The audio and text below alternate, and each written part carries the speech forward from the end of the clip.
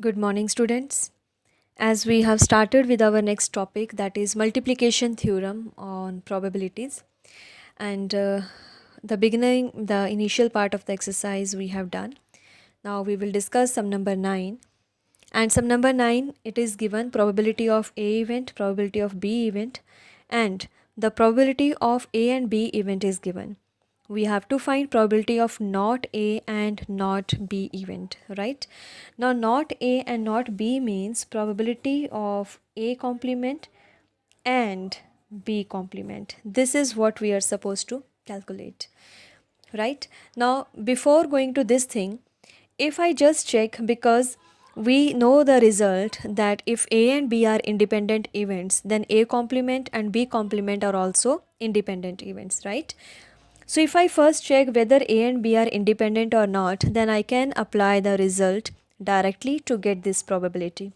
So for that, if I just multiply probability of A into probability of B, we are getting 1 by 4 into 1 by 2, that is 1 by 8, which is exactly equals to probability of A and B event, which implies what we will say, A and B are independent events, right?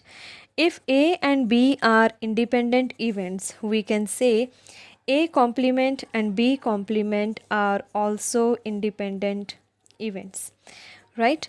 So A complement, B complement are also independent. Therefore, probability of A complement and B complement will be equals to probability of A complement into probability of B complement. And we can easily calculate the probabilities of A complement and B complement. So this will be equals to 1 minus probability of A into 1 minus probability of B, right? Now the probability of A is 1 by 4. So 1 minus 1 by 4 into 1 minus 1 by 2. That is 3 by 4 multiplied by 1 by 2. So the answer will be 3 by 8. It means the probability of A naught and B naught, means not A and not B, will be 3 by 8. So if I just use the concept of independent events and I apply it, it is very good. Otherwise we can always go for, our results. We have De Morgan's law is there, so we can apply that result as well, right? Now the next sum number 10 is, events A and B are such that probability of A, probability of B given, probability of not A or not B is given. We have to check whether A and B are independent or not. So in sum number 10, we are given the probability of A event, that is given 1 by 2. Probability of B is given 7 by 12, right? And probability of not A means A complement or means union, B complement, it is given 1 by 4. Okay, we have to check whether A and B are independent or not. So we have to check A and B are independent or not. Now A and B will be independent if probability of A intersection B comes equal to probability of A into probability of B. Probability of A, probability of B are here. Probability of A complement union B complement is given equals to 1 by 4. That means this is what? This is actually equals to 1 minus probability of A, probability of A intersection B. By De Morgan's law we can say. Okay, so that is, I can say here 1 by 4 is equals to 1 minus probability of A intersection B, and from here what we are getting, probability of A intersection B will be 1 minus 1 by 4, that is 3 by 4, right? So probability of A intersection B we have calculated, and probability of A into probability of B, what we are getting, 1 by 2 into 7 by 12. Both the values are given to us, that is equals to 7 divided by 24. And this is not equal to probability of A intersection B that we have calculated here. So what we will say, it implies A and B are not independent events. Okay, so A and B are not independent events. Again, we have used the result, this result only, like probability of A complement union B complement is equals to 1 minus probability of A intersection B, right?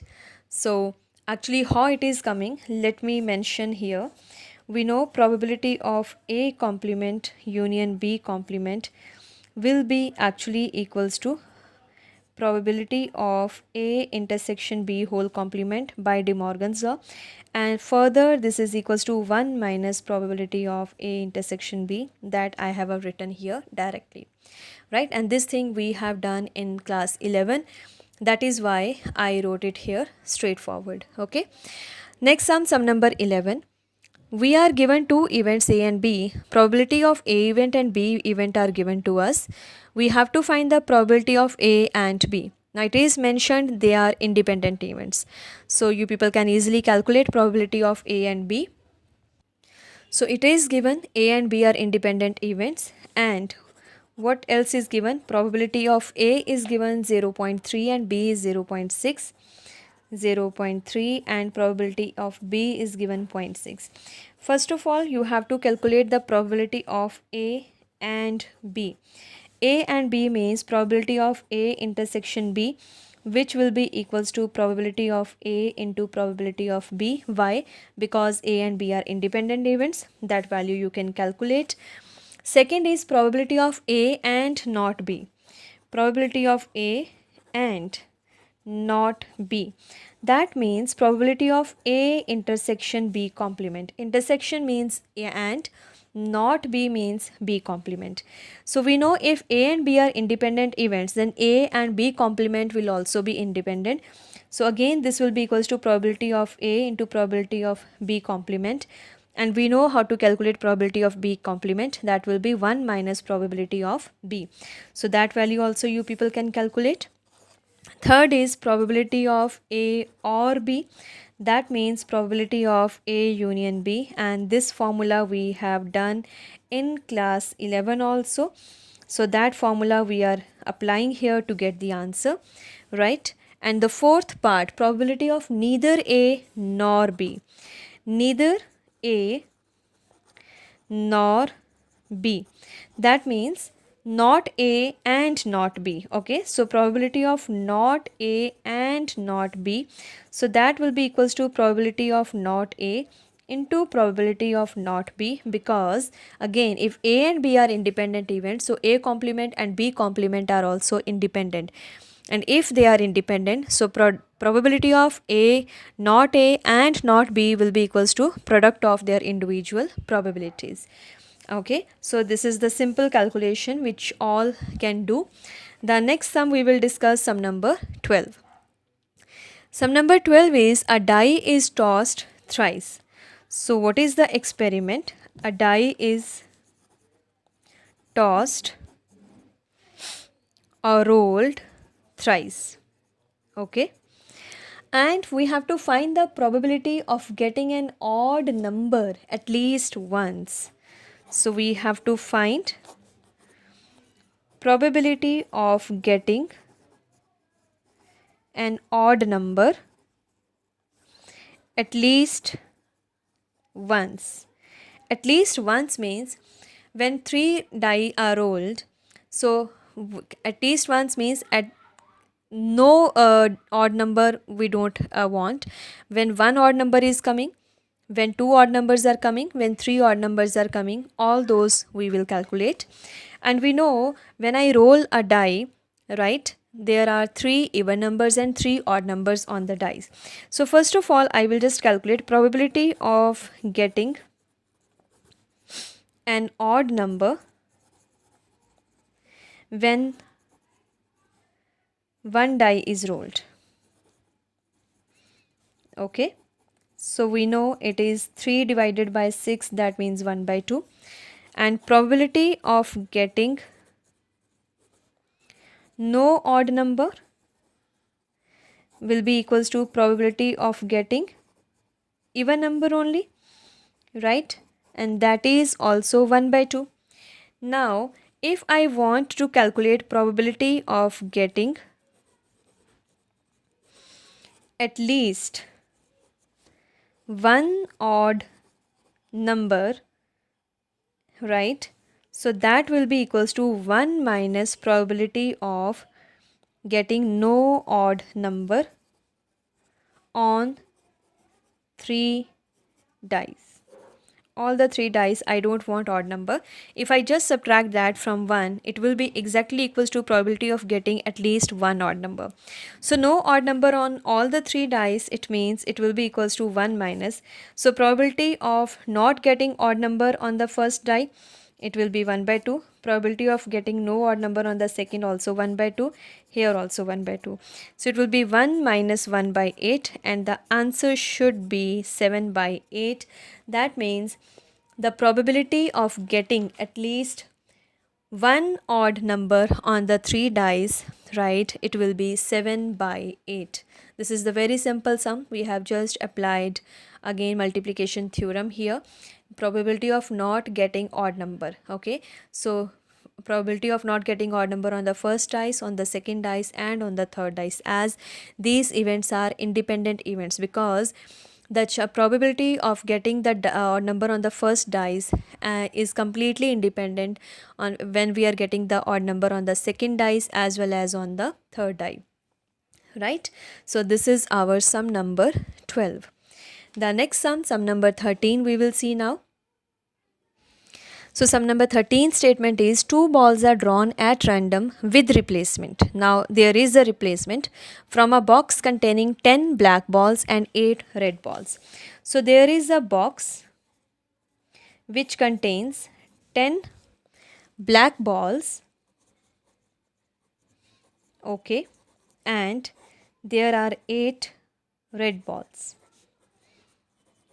2 balls are drawn. 2 balls are drawn at random with replacement. Okay, this is important condition now, that we are drawing 2 balls from the box with replacement. First part, we have to find the probability that both the balls are red. So first part, probability that both the balls are red. So this is actually, the same thing as we have done in class 11 also. So the events will be entirely, completely independent events, right? So the probability, if there are 8 balls, so the probability of first black ball will be 8 by 18. Similarly, probability of second ball, because it is with replacement, so that also will be 8 by 18. Okay, 8 by 18 means I can say it is 4 by 9. So it can be written as 4 by 9 square, or 16 by 81 also can be written, because it is with replacement. So when I draw the first ball, the probability is 8 by 18, and I am putting it back in the box, okay, and second ball also red, again the number of red balls and the number of total balls will remain same, so the probability will remain same. Now second is, first ball is black and second is red, right? So probability of first black ball and second red ball, right? So this, the statement is given like that only. If we want, we can define the event. Let A be the event where the first ball drawn, for the first drawn ball is red, and let B be the event, means black, and B be the event where the ball drawn is red. And then separately we can write down the probabilities of A event and B event, since they are independent events. Why independent events? Because there is a condition with replacement. Okay, so we will just go for probability of A and B, which will be equals to probability of A into probability of B. We can do by that method also, but since it is with replacement, so I can go straight forward also. Black ball, total 10 black balls, and the number of total balls is 18, so it will be 10 divided by 18. And how many red balls? 8 divided by 18. The total number of balls will remain same.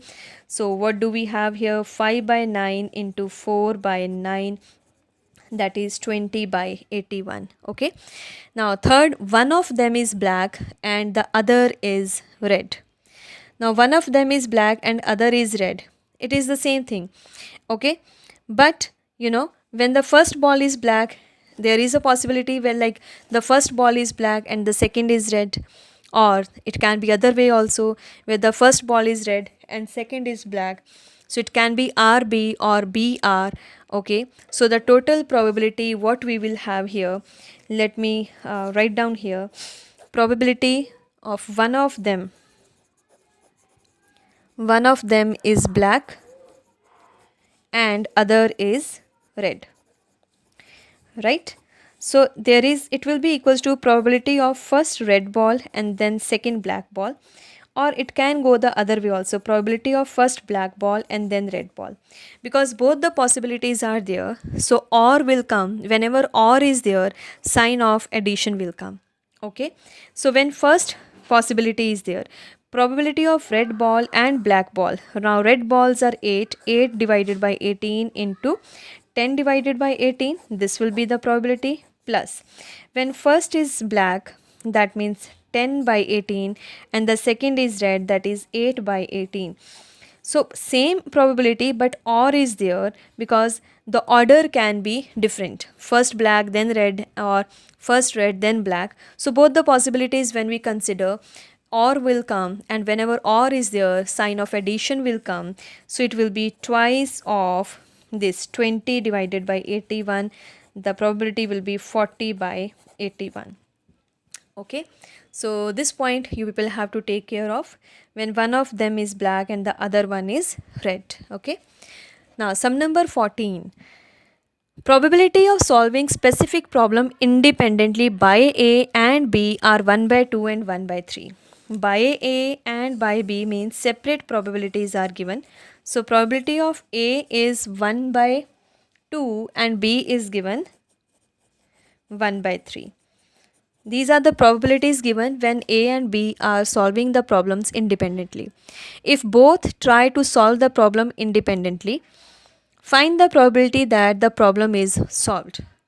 So first, the problem is solved, that we have to find when they are solving the, if both try to solve the problem independently. Okay, and the second part is exactly one of them solves the problem. That means if A is solving, then B is not solving, or if B is solving, then A is not able to solve. That is the second part. So let us discuss this sum, it is important. So let us discuss.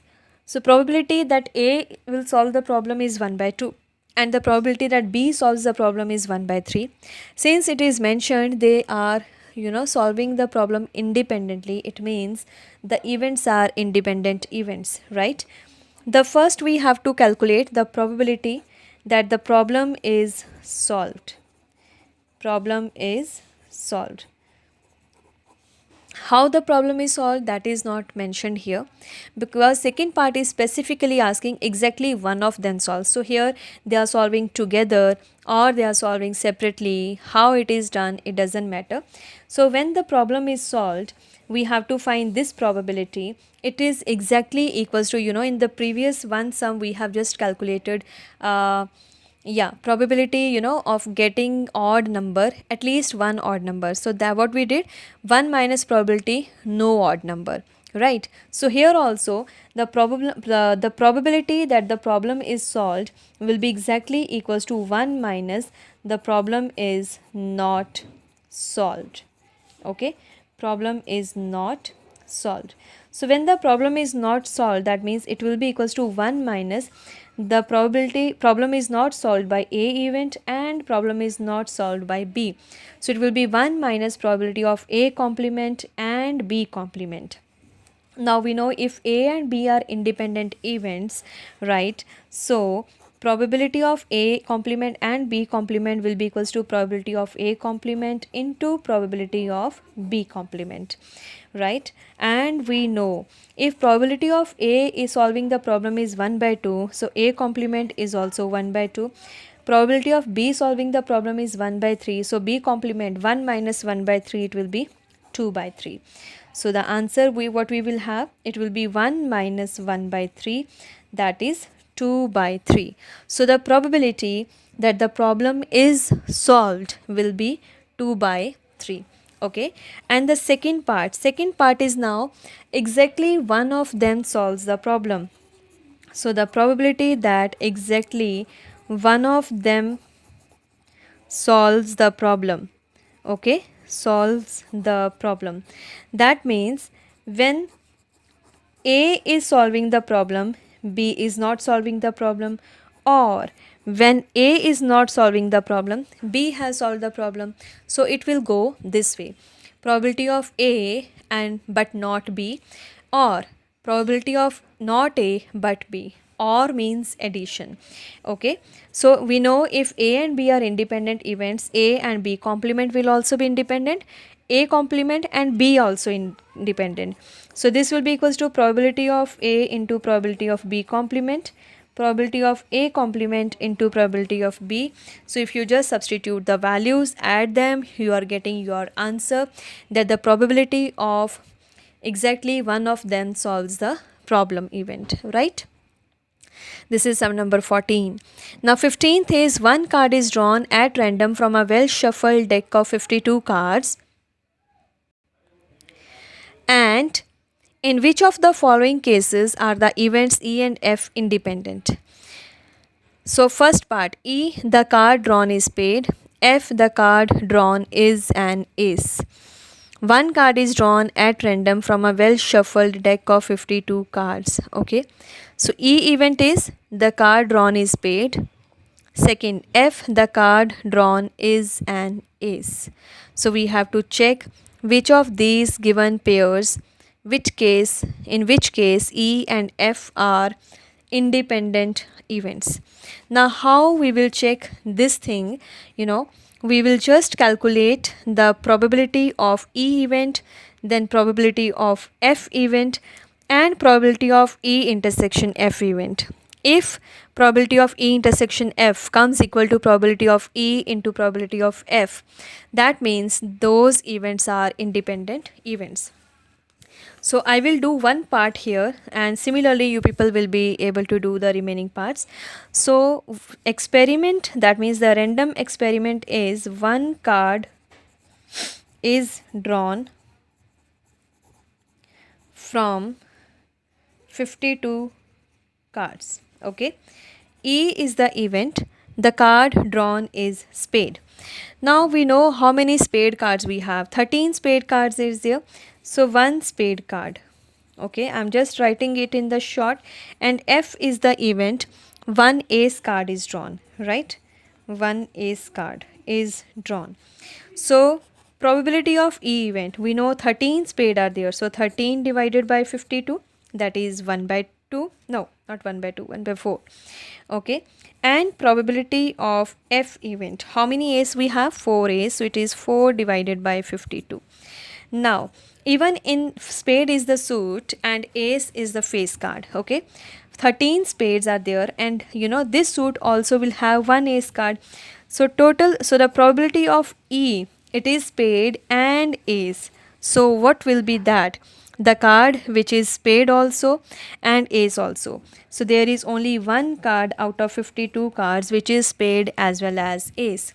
Okay, now we will just check the condition. We will just multiply probability of E into probability of F. So what do we have? 13 divided by 52 into 4 divided by 52, right? 13 divided by 52 into 4 divided by 52, what we are getting? Definitely this is not equal to 1 divided by 52, because we are getting here 1 by 4 and 1 by 13. So 1 by 4, 1 by 13 means again 1 by what is that? Sorry, it is equal to 1 by 4, 1 by 13, 1 by 52 only. Okay, I am mistaken. So this is equals to 1 divided by 52.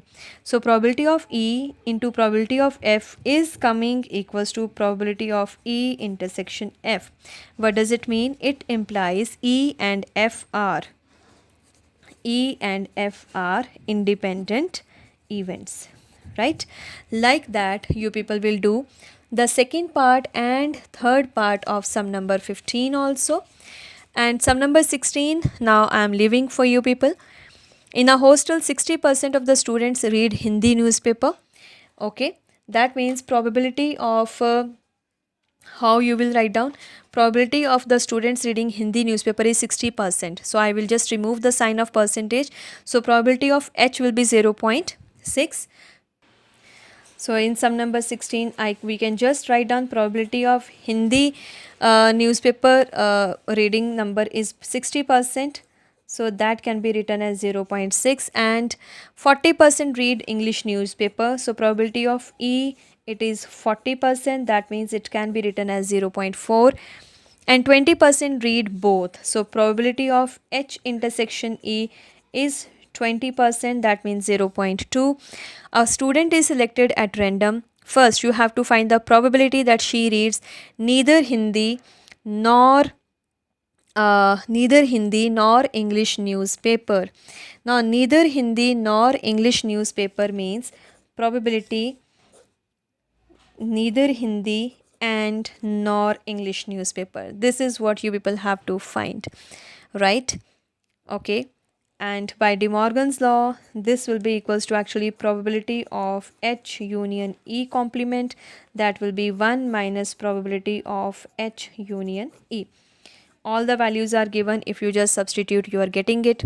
B and C part I'm leaving for you people. You must think and apply the results. 17th MCQ type is there. The probability of obtaining an even prime number on each die when a pair of dice is rolled. So we must have even prime number. Even prime number, there is only one prime number which is even. What is that? 2. And when we roll 2 die, there are 36 outcomes. Okay. So the probability of getting an even number on the first die, how many are there? There is only one even number, that is 1 by 6. So the probability of getting an even prime number on the second die, again there is only one number which is even and prime, that is 2. So that the probability of the second will be also 1 by 6. So 1 by 6 into 1 by 6, that is 1 by 36. Even directly also you can say there is only one outcome 2 comma 2 out of 36 where both the numbers are even and prime. Okay. And 18th part is based upon the definition of independent events that you people can apply. So that's it for this exercise. Our exercise is over. In the next class we will discuss the next theorem, which is very important theorem, Bayes theorem. Thank you, students.